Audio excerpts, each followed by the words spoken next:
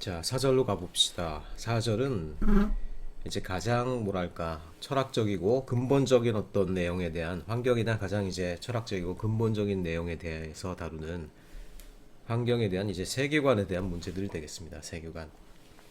월드뷰, 세계관이라는 표현을 굉장히 많이 쓰죠. 세계관. 근데 그런 것들의 의미가 무엇인지 조금 간단하게 얘기하기 전에는 조금 이해하기 어려운 경우도 있어요. 세계관, 세계를 어떻게 보냐라는 것인데 결국 한 사람이든 한 사회든 어떤 그 개체들이 그를 둘러싼 어떤 전체 세계, 환경 등 그런 것들을 인식하는 방법에는 굉장히 여러 가지 흐름이 있어요. 어떤 가치관, 어떤 종교, 어떤 태도를 가지고 해석하냐에 따라서 사실은 사람들은 어떤 의미에서는 전부 다른 세상을 살고 있다라고도 볼 수가 있죠. 그렇기 때문에 별의별 사람들이 다 있는 거고 내가 생각할 때 말도 안 되는 일들을 벌이는 사람들 그런 사람들이 세상에 존재하는 거예요. 그래서 아무리 세계관이 다양하고 사람마다 다 다르다고 하더라도 우리가 기본적으로 가져야 될 윤리나 가치관 그런 것들을 공유하면서 그러면서 이제 세계관을 넓혀가는 거라는 거예요.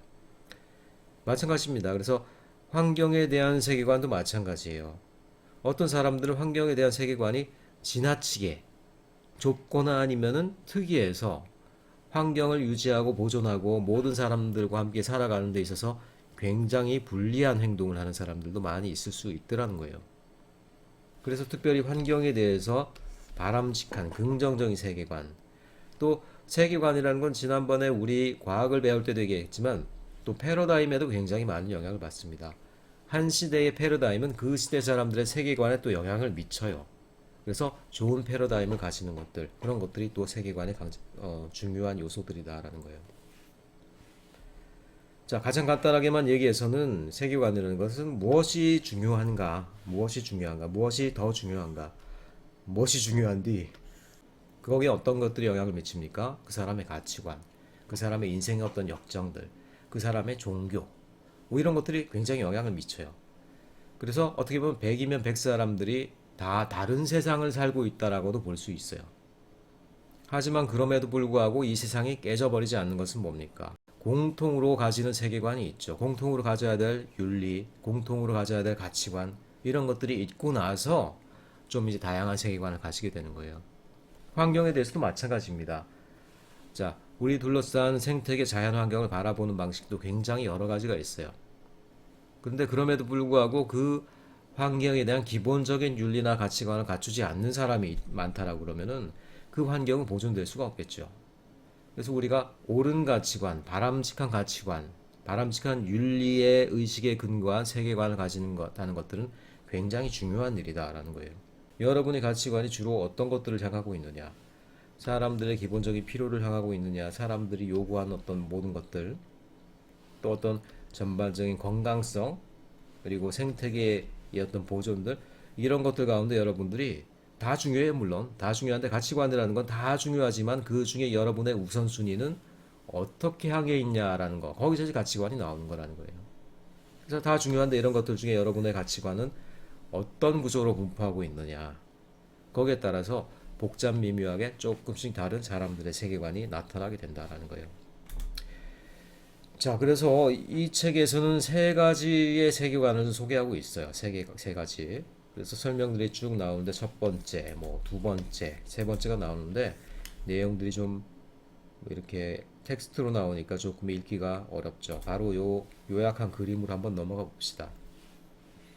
자, 환경적인 세계관을 딱 세 개로만 요약하고 있는데요.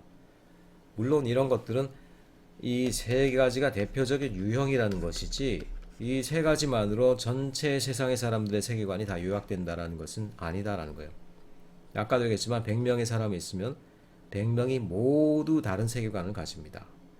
그럼에도 불구하고 가장 공통적으로 나타나는 유형 세 가지를 여기서 이제 요약했다라고 볼 수가 있겠죠. 자, 첫 번째로 한번 가봅시다. Planetary Management Worldview. 이게 의미는 해석되는데 번역하니까 좀 웃긴다. 플래네터리, 행성 관리자 세계관. 사람이란 존재, 인류가 이 행성, 지구 환경이죠. 지구 환경의 관리자라는 거예요. 관리자. 근데 관리자라고 그러니까 우리나라 말로는 조금 의미가 어떻게 돼요? 나는 관리만 할 뿐 특별한 권리는 없다. 약간 이런 식으로 해석돼 버리죠. 그게 아니라 차라리 그래서 이걸 갖다가 오너, 그러니까 주체, 주인으로 생각하는 것들이 좀 더 이 세계관의 의미에 맞을 것 같아요. 그러니까 우리가 행성의 관리의 권한을 가진 주인이다, 주인. 자, 내가 이 행성을 관리하고 그 행성으로부터 이득을 얻어낼 수 있는 이 행성은 내 것이다라고 생각하는 세계관이 된다라고 그러면 그럼 어떤 일들이 펼쳐지겠습니까? 자, 그런 인류가 지구 위에 살아나게 되면 어떤 역사가 나타나게 될까요? 자, 그 인식은 공통적으로 이렇게 해석될 수가 있을 것 같습니다. We are apart from the rest of nature. 그러니까 우리를 제외한 모든 자연 환경으로부터 우리는 떨어져 있다. 그 말은 뭐예요? 우리는 자연의 일부가 아니다.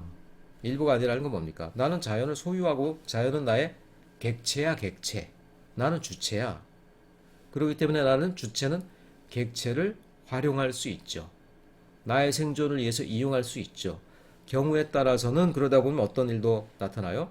경우에 따라서는 내가 이런 것들을 조금 많이 수확하고 때로는 이것들을 내가 조작하더라도 결국은 이런 것들은 순리에 어긋나는 것이 아니야라는 어떤 판단을 내릴 수가 있겠죠. 그럼 결국 우리는 우리 인류 사회의 발전을 위해서 자연을 얼마든지 활용할 수 있어. 때로는 그런 것들이 자연을 고갈시키고 자연을 괴롭히는 것 같을지라도 그것들은 사실은 문제가 안 돼. 왜냐하면 자연은 객체니까 객체. 이런 것들은 이용 가능하기 때문에 주체인 나의 발전을 위해서는 얼마든지 활용할 수 있다. 이런 어떤 인식이 여기서는 나타날 수가 있겠죠. 그러니까 그럼 우리의 성공이라는 건 뭡니까? Our success. 성공, 이런 세계관에서 성공이라는 건 뭐예요? 성공이라는 거는 얼마나 우리가 이 자연 자원을 잘 활용해서 우리의 사회의 어떤 체계를 발전시키고 효율을 높이고 우리의 기술 발전을 늘려가고 우리의 경제 성장을 계속 높이고 하느냐에 따른 것이다라고 얘기할 수 있겠죠. 그렇기 때문에 이제 이런 사람들의 이제 이런 세계관의 경제 체계에 있어서는 뭐가 중요하겠습니까? 이코노믹 그로트, 성장이라는 것들이 굉장히 중요한 가치가 돼요. 성장. 그래서 성장은 기본적으로 unlimited다, unlimited. 무한하다. 성장이 무한해야 돼요. 왜냐? 자연 자원은 우리가 활용할 수 있는 것들이잖아. 그러니까 이 자연 자원을 많이 활용해서 우리 사회를 무한히 확장시키고 발전시키고 높여가는 것들, 그런 것들은 당연히 우리의 성공이 되는 것이죠. 그렇기 때문에 사실 이런 세계관에서는 어떤 자연 자원의 유한성이라든가 자연 자원의 어떤 오염과 고갈이라든가 거기에 대한 인식은 상대적으로 작을 수밖에 없어요. 자연 자원은 우리가 무한히 이용할 수 있다. 하지만 때로는 자연 자원이 고갈될 수도 있어.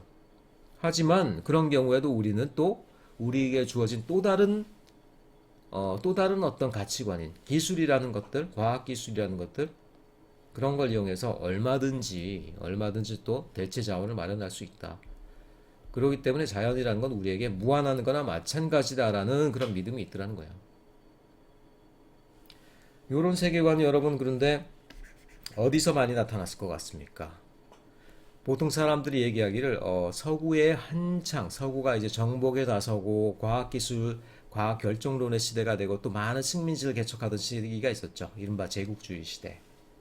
그럴 때의 가치관이 또 여기에 상당히 가깝다라고 보통 얘기를 해요. 그래서 혹자는 이렇게 얘기하죠. 기독교적인 세계관이 사실은 환경을 많이 망쳤다라고 평가하는 사람이 있어요. 기독교적인 세계관. 왜냐하면 기독교적인 세계관이 여기랑 연결되는 부분이 있죠. 뭡니까? 서구 사람들은 성경을 믿고 기독교적인 개척 정신을 믿다 보니까 성경에 나오는 생육하라 정복하라가 하나님이 우리에게 주신 세상, 여기를 마음껏 생육하고 정복할 수 있는 대상으로 삼을 수 있다라는 믿음을 가졌기 때문에 긍정적으로 봤을 때는 이들이 세계를 개척하고 세계를 하나로 묶는 데 중요한 역할을 했고, 부정적으로 보면 그런 믿음 때문에 환경을 많이 파괴하고 고갈시켰다라는 비판이 있죠. 자, 그래서 여러분들 거기에 대해서는 어떻게 생각하는지 모르겠어요. 일단은 한번 다른 세계관까지 한번 살펴보고 나서 거기에 대한 평가를 한번 해보도록 하겠습니다. 자, 두 번째는 뭐냐면 스튜어드십 월드뷰예요. 스튜어드십이라고 그러면 이제 집사라고 할까, 집사. 교회 집사님 말고 뭐라 그러죠? 집안일을 주인을 대신해서 집안일을 대신해 주는 사람. 그런 사람들 있죠. 이제 귀족의 집안이나 아니면 그런 데 가면 그런 사람들 있죠. 근데 그런 사람들이 주인이 없을 때는 어떻게 됩니까? 주인이 없을 때는 사실은 그 밑에 있는 하인이나 아니면 집안의 재산이나 아니 모든 것들이 사실 그가 거의 주인처럼 다스려요. 그때는 주인 같습니다. 하지만 그런데 그는 주인이 아니죠. 주인이 돌아올 때는 언제든지 그 권리를 다시 내어줘야 돼요. 그리고 주인 대신 그 권리를 행사한다고 하더라도 결코 자기가 받고 자기가 관리하고 있는 자원에 손해를 끼쳐서는 안 돼. 주인이 준 것을 손상시키거나 파괴하면 안 돼. 그러니까 스튜어드십 월드부터 그런 겁니다. 자, 기본적인 전제는 사실 플래네터리 매니지먼트랑 거의 유사해요. 우리는 이 자연 자원의 아마도 주인일 거야, 지금 현재는. 그리고 아마도 우리는 우리의 발전을 위해서 자연 자원을 활용할 수 있는 권리가 충분히 있어. 하지만 그럼에도 불구하고 우리가 이 지구 환경을 누리는 것은 영원한 게 아니야. 뭐 조물주가 됐든 창조주가 됐든 그런 존재가 준 걸 수도 있고 아니면 또 우리 후손들도 또 이 자연 자원을 또 활용해야 될 또 다른 대상이야. 그렇기 때문에 나는 잠깐 맡아 있는 거고 그러는 동안에 일단 최소한 이것들을 훼손하지는 말아야 돼. 라는 생각을 가지고 있어요. 훼손하지 말아야 된다. 그러니까 이거에 비해서는 약간 어떤 오염이라든가 훼손에 대해서는 조금 부정적이긴 한데 하지만 그렇다고 그 세계관의 전제 자체가 크게 다른 것은 아니다. 이렇게 우리가 해석할 수 있겠죠. 그럼 여기서 우리의 성공이란 건 뭐냐? 우리의 가치관은 어디에 중점을 두고 있느냐? How well we manage the Earth Life Support System. 지구의 생명 유지 체계를 우리가 얼마나 잘 관리해 나가는가. 그렇죠? 최소한 생명 유지 체계가 깨지지 말아야 돼. 생명이 죽어가지 말아야 돼. 그런 얘기가 되겠죠. 하지만 그런 한도 내에서는 우리가 얼마든지 우리의 이득을 위해서 자연을 활용할 수 있겠다라는 생각은 여전히 갖고 있다는 얘기예요. 자, 마지막으로 가봅시다. 그럼 Environmental Wisdom Worldview. 이것도 딱 우리나라 말로 번역하기가 쉽지 않죠. 환경적 지혜 세계관. 뭔지 모르겠어. 환경적인 지혜를 추구한다는 거. 뭘로 시작되느냐? We are a part of 어쩌고 nature. 자, 이거하고 좀 아이러니하죠. 이거는 we are apart from인데, 이거는 we are a part from. 우리는 자연의 한 부분이다. 그러니까 사람들은 동물 생태계의 한 부분이고 전체 자연 생태계의 한 부분이야. 영장류고 우리는 뭐 영혼이 있고 다른 존재고라고 생각하지만 실제로 그렇지 않고 어떻게 됩니까? 자연의 한 부분일 뿐이야. 자연의 한 부분이라면 어떻습니까? 자연을 소유한 게 아니에요. 자연으로부터 분리된 소유주가 아니야. 그러니까 어떻게 됩니까? 자연과 우리의 관계는 뭡니까? 우리가 자연을 이용하는 것도 아니고 우린 자연의 한 부분이기 때문에 자연과 공생하는 것들, 그렇죠? 자연과 공생하기 위해서 인류를 어떻게 해 그럼? 자연이 순환하는 방법, 자연이 지속 가능한 방법, 자연이 살아가는 그 시스템, 그것들을 배워서 우리도 그 시스템의 일부가 돼야 돼. 그렇죠? 그러니까 우리의 성공이란 건 뭡니까? 자연에 의지하면서 그것들이 지속 가능한 원리를 우리가 배워가는 것, 배우고 우리 사회에 어떤 적용하는 것, 그런 것들이 성공이다라고 믿을 수밖에 없겠죠, 여기서는. 그렇죠?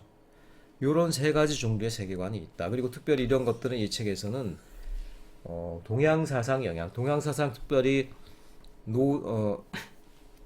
도교, 노장 사상 중국의 이런 것들이 자연 속에서 살아가고 자연 속에 돌을 닦고 뭐 이런 개념들이 나오잖아요. 그래서 그런 자연적인 종교의 영향을 많이 받았다 이렇게 얘기를 하고 있어요.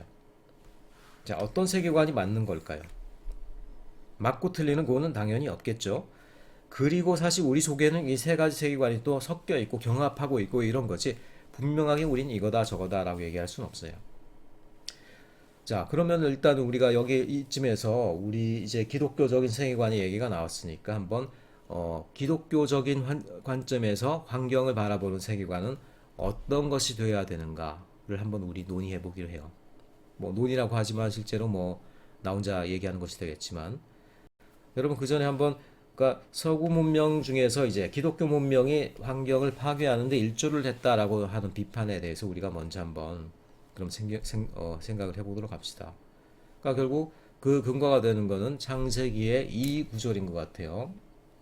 자, 바로 창세기 1장 28절이 요 구절이 되겠죠. 하나님이 그들에게 이르시되 생육하고 번성하여 땅에 충만하라. 땅을 정복하라. 바다의 물고기와 하늘의 새와 땅에 움직이는 모든 생물을 다스리라 하시니라. 자, 이 약속을 그대로 믿은 그리고 그 서구인들이 진짜로 자연환경을 생육하고 번성하고 정복하는 대상으로 삼았다. 그렇기 때문에 환경을 파괴했다. 이렇게 얘기를 하고 있죠. 근데 실제로 이런 것들이 기독교인에게도 영향이 좀 있어요, 여러분들. 실제로 저는 어떤 경우를 보냐면요. 기독교인의 세계관 중에 어떤 두 가지 측면이 있다라고 봅니다. 그 두 가지 측면이 뭐냐면요. 기독교인들이 환경에 대해서 환경적인 세계관에 있어서 조금 잘못 빠질 수 있는, 잘못 나갈 수 있는 함정이 한 두 가지 정도 있다라고 생각해요. 물론 이거는 제가 주관적으로 이렇게 내리는 판단이고, 원래 있는 어떤 생각이라든가 다른 분들의 생각을 요약한 것은 아니에요. 그러니까 여러분들이 그냥 알아서 들으시기 바라요. 그 첫 번째 하나는 뭐냐면은, 이른바 제가 이름 붙이기로는 창세기적 정복론이랄까, 정복론. 뭐 이렇게 말해도 여러분 뭔지 아마 이해할 수 있는 분들이 많을 거예요. 창세기의 정복에 대한 명령들, 생육하라, 번성하라, 땅을 다스리라 이런 구절들 있죠. 자연환경이 아담과 이브 인간에게 주어졌기 때문에 하나님이 그것들을 다스리라라고 얘기를 합니다. 그래서 그 명령이 아직도 유효하다. 우리가 이 세상과 자연환경을 다루는 입장이 바로 그 명령에 의한 것이다 라고 생각하는 관점들. 바로 서구 문명이 어떤 그런 인식 때문에 자연환경을 개척도 하고 사람들의 문명을 발전도 시켰지만 또 한편으로 환경을 파괴하게 됐다 이렇게 비판을 받는 거 아니에요? 그래서 실제로 기독교인들에게도 그런 어떤 생각들이 있습니다. 여전히 있어요, 여러분들. 그래서 어떤 분들은요, 저는 어떤 목사님만 하더라도 이런 설교를 하시는 분들이 있다는 걸 제가 들은 적이 있어요. 뭐냐면 지구온난화라든가 환경 파괴 이런 것들 사실 기독교인들로서는 그런 것들 신경 쓰지 말아야 된다. 그건 잘못된 것이다. 잘못된 믿음이다. 믿음이 없는 것이다. 왜냐? 하나님이 우리에게 이 세상을 다스리고 마음껏 정복하라고 얘기를 했는데 그렇잖아요. 오염이나 파괴 이런 것들은 있을 수가 없는 거야. 그런 것들은 있다고 하더라도 하나님이 책임을 져주는 거고 우리는 그 신경 쓸 필요가 없어. 그런 것들 때문에 소심해서 정복하는 활동들, 자연환경을 다스리는 활동들을 등한시한다라고 그러면 그건 오히려 믿음이 없는 거야. 이렇게 생각하는 분들이 있더라는 거예요. 그래서 그런 분들 같은 경우에는 지구온난화 이런 것들도 불신앙으로 생각하는 거야. 다소 황당하기도 하지만 또 그럴듯하기도 하고 뭐가 뭔지 모르겠죠. 자, 일단은 이렇게 놔두고 한번 그럼 두 번째 유형을 한번 살펴보도록 합시다. 두 번째 유형은 제가 이름 붙이기로는 종말론적. 이번엔 방관론이야, 방관론. 그냥 근데 멀리서 그냥 눈 뜨고 그냥 바라보기만 한다는 거지. 요런 관점도 또 있어요. 뭡니까? 특별히 종말론적인 어떤 관념에 사로잡혀서 자, 종말하게 되면 이 도시 환경뿐 아니라 이 모든 자연 환경들, 수목들, 바다들 이거 다 심판대가 되면 불타버리고 말 것들 어차피 저런 것들은 저렇게 멸망해 버리고 마는 것들이기 때문에 내가 거기에 대해 신경을 쓰겠는가?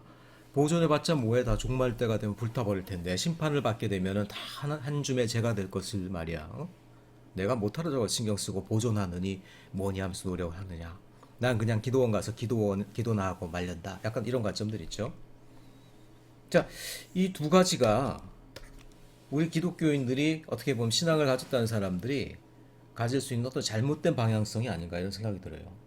자, 그 이유에 대해서 우리가 직접 한번 성경 구절을 한번 살펴볼까요? 자, 이것이 성경 창세기 1장 28절의 구절입니다. 이른바 정복 명령으로 나와 있는 얘기죠. 하나님이 그들에게 이르시되 생육하고 번성하며 땅에 충만하라.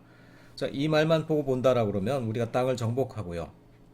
모든 자연환경을 우리가 이용할 수 있고 또 우리가 번성하다. 인구가 마구마구 늘어나도 전혀 문제가 없고 오히려 그런 것들이 하나님의 명령을 따르는 것이 되는 것이죠. 인구 증가 걱정 없어. 인구 증가를 염려하는 것은 어떻게 됩니까? 불신앙이 되는 거죠. 하나님의 이 명령을 못 믿는 거니까. 그리고 땅을 정복하고 어떤 바다, 물고기, 하늘의 새 모든 것들을 다스리고 이렇게 하는 것들을 부담스럽게 여기면 안 돼. 그럼 불신앙이야. 이렇게 생각할 수도 있겠죠. 근데 과연 그게 맞는 거냐? 여러분 저는 이렇게 생각해요. 이 구절이 오늘날 진짜로 우리랑 자연환경 간의 관계를 물리적인 관계를 얘기하는 걸까요? 그렇지 않아요. 이 구절은 이미 우리에겐 영적인 명령이 되어 버렸어요. 영적으로 우리는 이 땅을 정복하고 다스리는 그런 명령인 거지. 진짜로 자연환경을 우리가 물리적으로 이렇게 다스리고 번성해야 된다는 얘기는 아니에요. 왜 그렇습니까? 한번 그 근거가 되는 구절을 한번 제가 또 찾아볼게요. 여러분 보세요. 이거는 자, 그 정복 명령은요. 아담과 이브가 타락하기 전입니까? 후입니까? 전이죠. 타락하고 나서는 하나님의 명령이 어떻게 됩니까? 취소가 됐어요. 또 다른 예언이 우리의 하나님으로부터 아담과 이브에게 내려지는데 그 부분을 사실 우리가 봐야 되는 거죠. 그렇지 않습니까? 여러분 보세요. 여기 일단은 여자 이브에게 이르시되 네가 임신하는 고통을 크게 하리니 네가 수고하고 자식을 낳을 것이며 이게 무슨 일이지?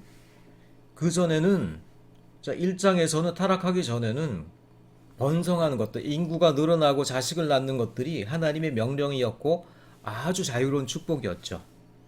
근데 타락하고 나서 3장에 가니까 어떻게 됩니까? 임신이 말하자면은 사람이 번성하고 자손을 낳고 늘어나는 것이 굉장한 수고와 고통이 되어 버렸어요. 더 이상 축복이 아니란 얘기예요. 인구 증가, 아기를 많이 낳는 거 하나님이 그거를 갖다가 축복이다 그렇게 하는 것들이 복이다라고 얘기한 적 없습니다. 이것만 봤을 때 적어도. 그러니까 이 부분에 대해서 이 3장에 내려진 하나님의 말씀에 대해 사실 모르고 있는 결과가 아까 얘기한 창세기적 정복론이 아니냐. 그리고 보세요. 환경과 우리의 관계. 우리가 환경의 주인이기 때문에 마음 놓고 그들을 다스려야 되는 것들이 아직까지 유효한가? 한번 보세요, 여러분들. 땅은 너로 말미암아 저주를 받고, 아이고, 저주를 받았네. 땅이 어떻게 됩니까? 말하자면 자연환경이. 우리가 다스릴 수 있는 그 대상이던 자연환경이 이미 아니에요. 땅이 저주를 받았어. 그리고 우리는 어떻게 됩니까? 수고하여야 그 자연이 간신히 우리에게 그 소산, 우리에게 수확을 준다는 얘기야. 그러니까 우리가 자연 환경을 가꾸지 않으면요, 우리가 그 소산을 먹을 수 없어. 우리가 자연을 가꾸지 않으면 땅이 뭐 어떻게 돼요? 내게 가시덤불과 엉겅퀴를 낼 것이다. 우리가 환경을 보존하고 우리가 환경을 잘 다스리지 않으면은 환경이 우리에게 해를 입히기도 하는 그런 세상으로 변해버렸다는 얘기예요. 환경 파괴하고 환경 오염을 일으키면 그것들로 인해서 우리의 목숨도 위태로울 수 있는 상황이 이미 여기에서 예언이 되었다는 얘기지. 이미 하나님이 이렇게 3장에서 이미 얘기를 하셨는데 그 전으로 가가지고 달콤한 말씀만 보면서 그게 아직도 맞는 그대로 적용되는 것처럼 생각한다라고 그러면은 큰 오해죠. 그것은 그래서 1장에 나와 1장 28절의 내용은 오늘날의 우리에게는 영적으로 적용되는 말씀이지 실제로 우리와 환경 간의 직접적인 관계를 얘기하는 것은 아니다라는 얘기예요. 오히려 환경과 우리 간의 관계를 얘기하는 것은 3장 18절 말씀이다라고 우리가 이해해야 되지 않겠습니까? 자, 그리고 두 번째, 종말론적 방관론. 이 세상은 다 심판받고 불타버릴 것이기 때문에 우리는 굳이 자연환경을 보존하기 위해서 노력할 필요가 없다. 자, 이렇게 생각하는 분들은 이 베드로 후서 3장 말씀을 조금 읽어보면 좋겠어요. 자, 8절, 9절 제가 이렇게 좀 표시를 해놨는데 사랑하는 자들아 주께는 하루가 천년 같고 천년이 하루 같다는 이 한 가지를 잊지 말라.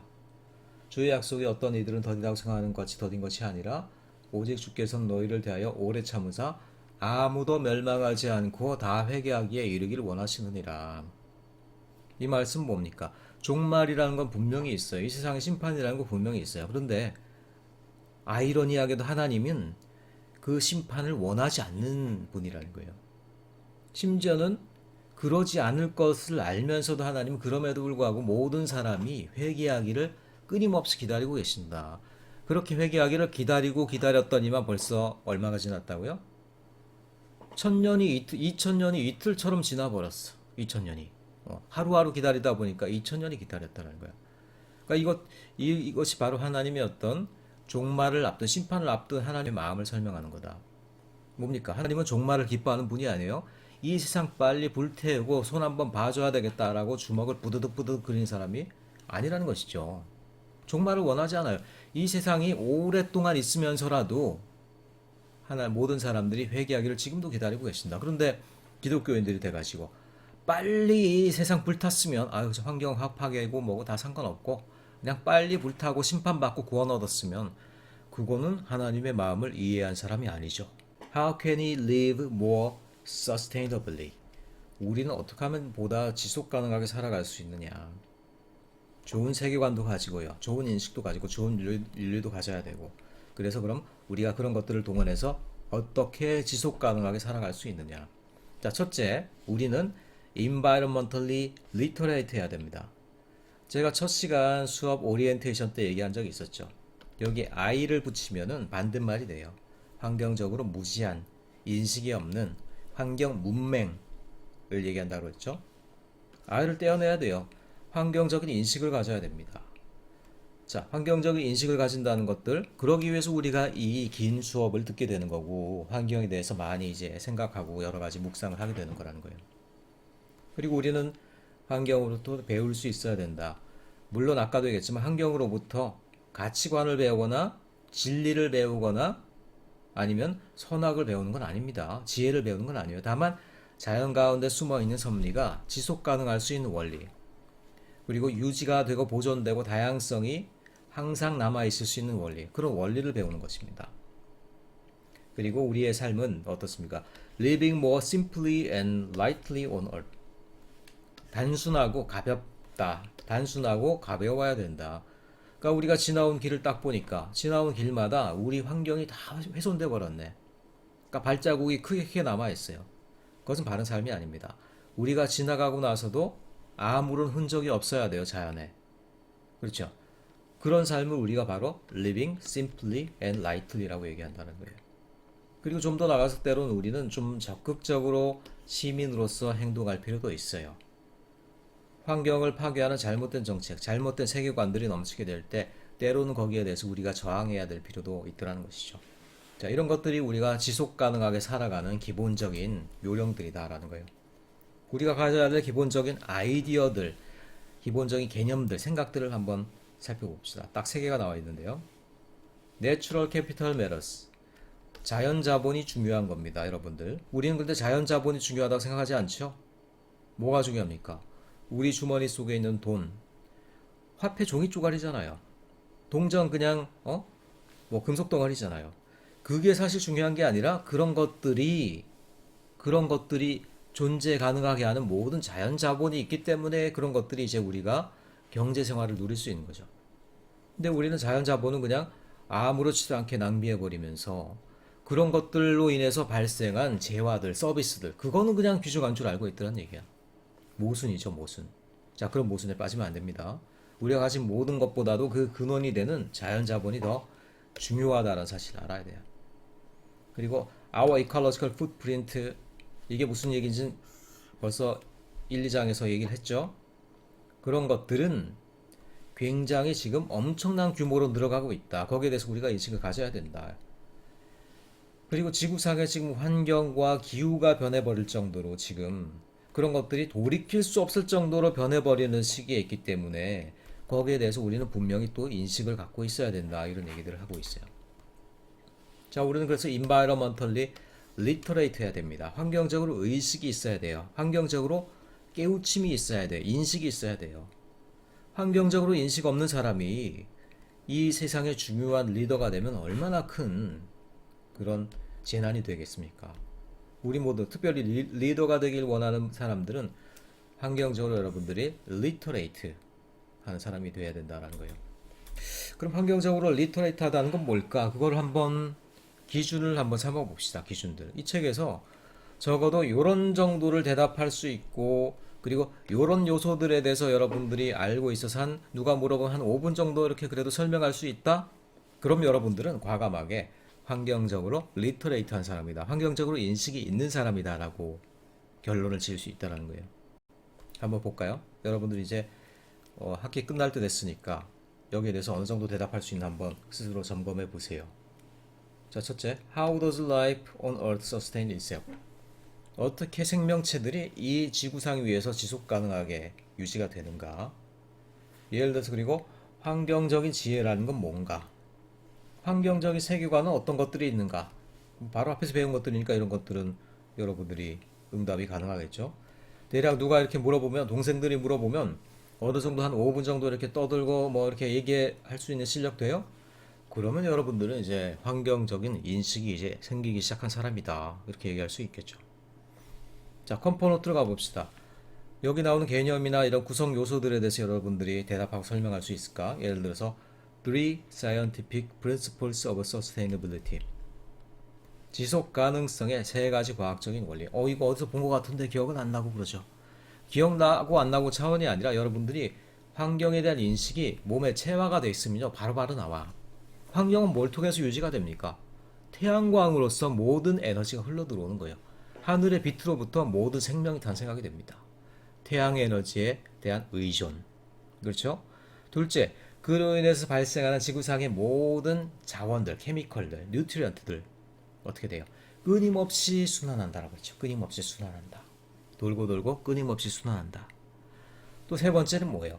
그 모든 어떤 작용을 통해서 지구상에는 많은 생명체들, 그리고 생명체들을 연결해주는 무기물 환경들, 그런 것들이 어떻게 돼요? 사라지지 않고 멸종되지 않고 그런 것들이 서로 연결되면서 다양성을 유지해 간다. 바이오 다이버시티라고 그러죠.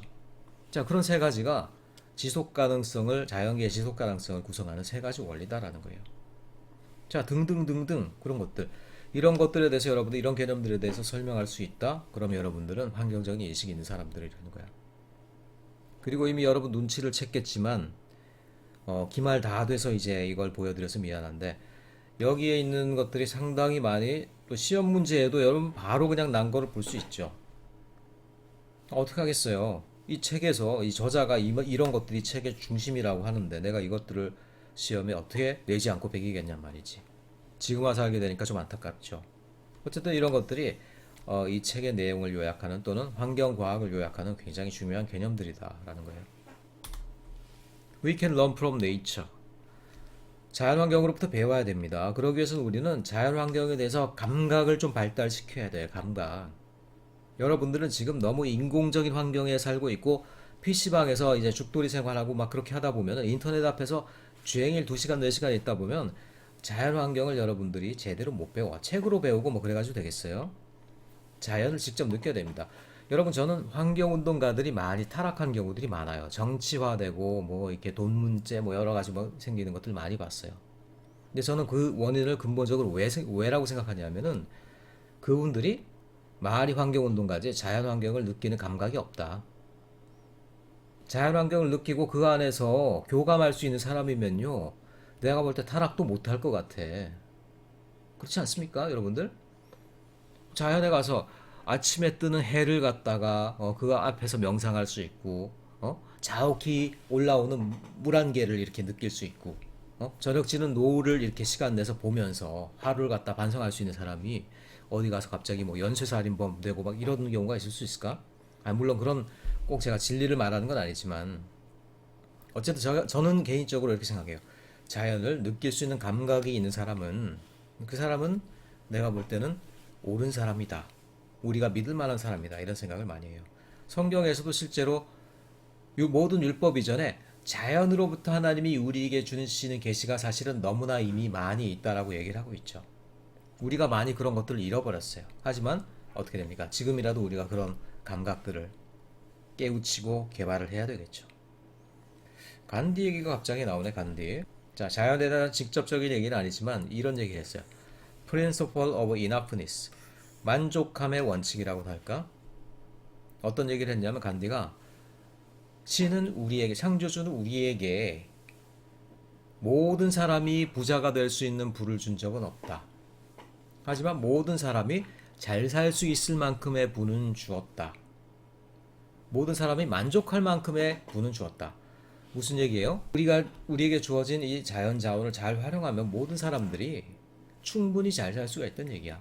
그런데 그런 것들이 이제 자연 환경의 어떤 원리를 따르지 않고 지나치게 집중한다라든가 남의 것들을 뺏는다라든가 또는 자기의 만족 이상으로 얻으려고 한다라든가 그럼으로써 사실 우리의 모든 불행이 시작된다라는 간디님의 또 이렇게 너무 점잖은 얘기가 되겠죠.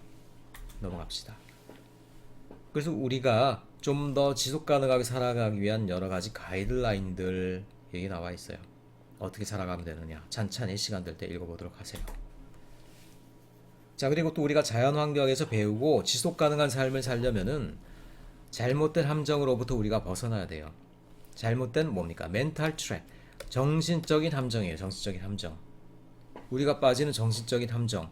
자, 기독교인으로서 잘못된 어떤 세계관의 함정이 있었죠. 아까도 얘기했지만 창세기적 정복론, 종말론적 방관론, 그런 것들이 멘탈 출입이에요. 우리가 잘못 생각할 수 있는 정신적인 덫이라는 거야. 이 책에서도 그런 것들을 한 8가지를 제시하고 있어요. 뭐 간단하게 몇 개만 볼까요? 글룸 앤 둠 패시미즘.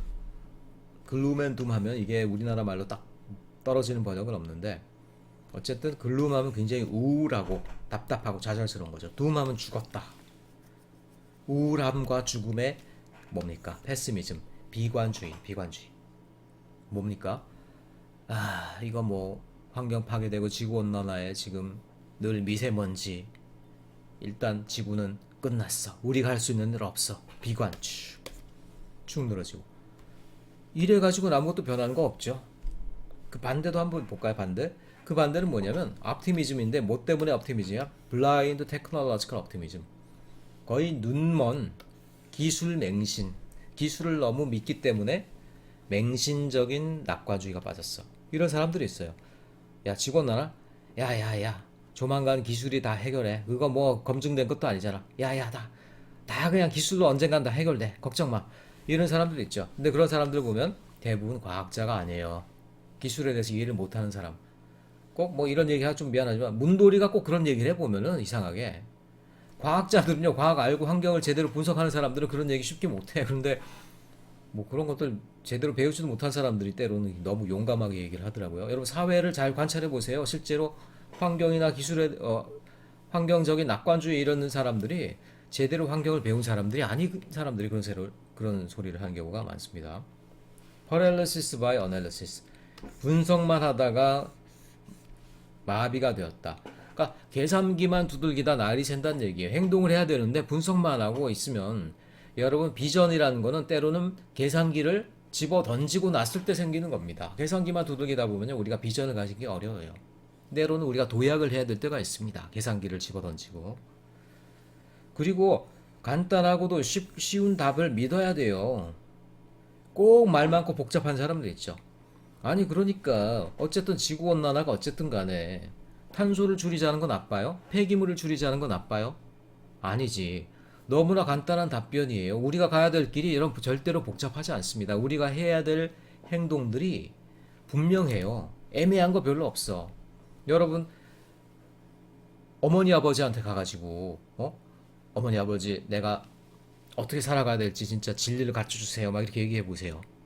그러면 여러분 어머니 아버지가 뭐라고 그럽니까? 이미 너한테 다 얘기했다. 어릴 때부터. 뭡니까? 일찍 일어나고 일찍 자고 규칙적인 생활하고 공부 열심히 하고 성실하고 친구들한테 잘하고. 응? 너무 쉬워서 그 답이 아닌 것 같지. 근데 그렇게 사는 사람 치고 성공 못하는 사람 있겠어요? 아니지. 그러니까 때로는 우리가 너무 쉽고 단순하기 때문에 그게 해답이 아닌 줄 알아. 아닙니다. 환경에 대해서도 마찬가지예요. 가장 쉽고도 단순한 답변들이 이미 있는데 우리가 그걸 믿지를 못한다는 거예요. 그러면 안 됩니다. 그래서 이제 우리가 가야 되는 길들, 뭐 식량 차원, 교통 차원, 에너지 차원, 뭐 자원 차원, 여러 가지가 있지만 우리가 해야 되는 목표는 뭐냐? 결국 우리 한 사람 한 사람, 우리 개인, 우리 국가가 지구상에 남기는 발자국이 줄어들어야 돼요. 큰 흔적을 남기고 있는 사람들, 그런 사람들을 진짜 말도 못하게 무식한 사람들인 경우 많습니다. 특별히 여러분들 산 위에 가면요, 우리나라 사람들도 돌에다 이름 새기는 거 엄청 좋아해. 심지어 유럽의 알프스 산에도 이름을 새기고 온 사람들이 있더라고. 우리나라 사람 이름으로, 뭐 김철수 이런 식으로. 그런 사람들은요, 잘못된 세계관을 가진 사람들이에요. 환경에 우리의 흔적을 남기지 않는 것.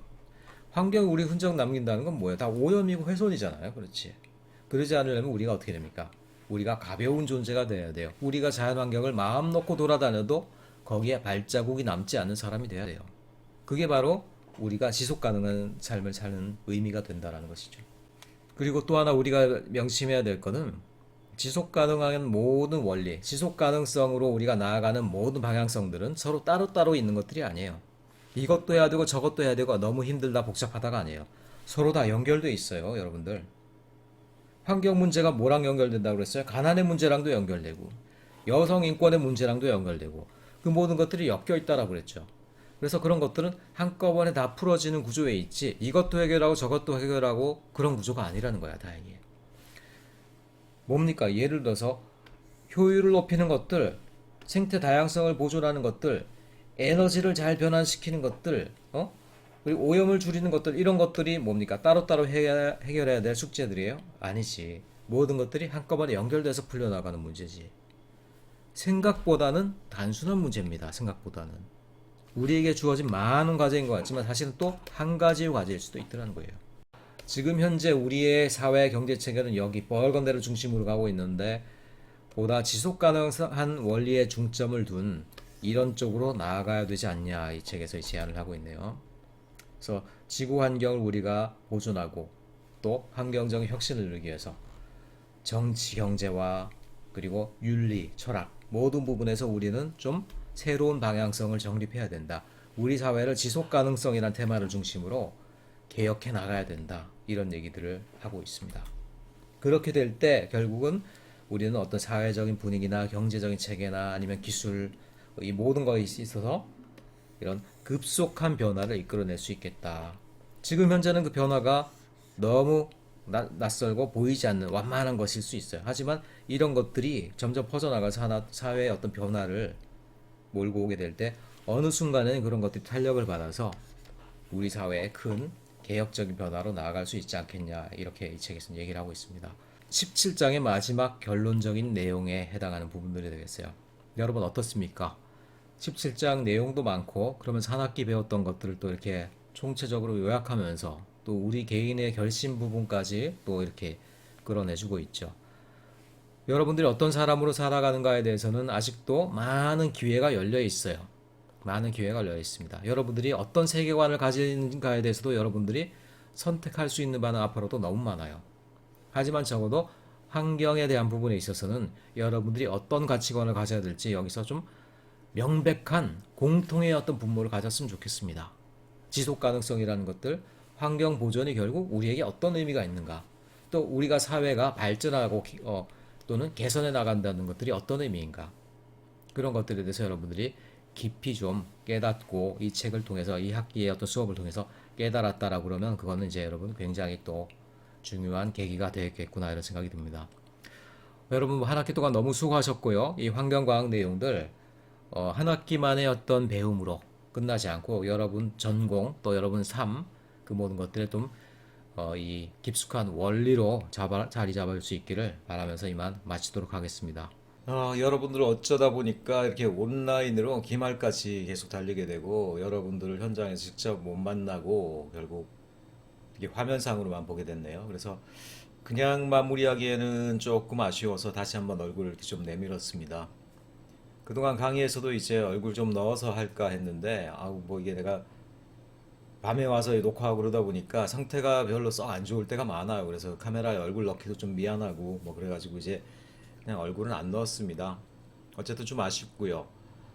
그래서 뭐 나중에라도 여러분들도 환경 관련해서 여러 가지 얘기 나누고 또 질문하고 그러고 싶은 거 있으면 뭐 방학 때나 아니면은 다른 2학기에라도 오면은 또 한번 수강생이었습니다. 그리고 얘기를 좀 뭐 나눌 시간이 있었으면 좋겠고요.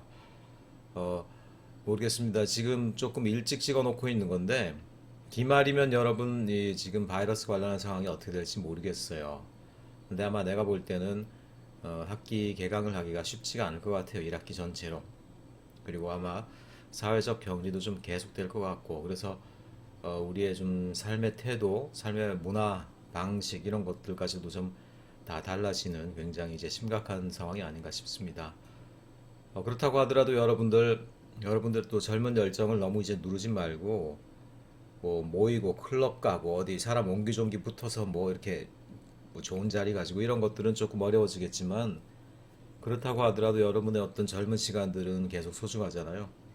좀 배낭을 메고 산으로 들러 그동안 이제 도시 지역에서 또는 좁은 강의실에서 클럽에서 카페에서 갇혀 있었던 시간들을 좀 벗어나서 멀리 나가서 조금 자연을 홀로 관찰하는 시간들을 이렇게 많이 가졌으면 좋겠어요.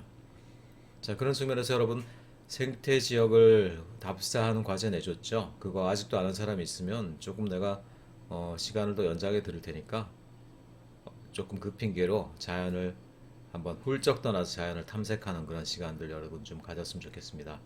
아쉽긴 하지만 여러분들 이만 안녕이고요. 다음에 또 다른 수업에서 또 이렇게 한번 볼 수 있었으면 좋겠습니다. 수고 많으셨습니다.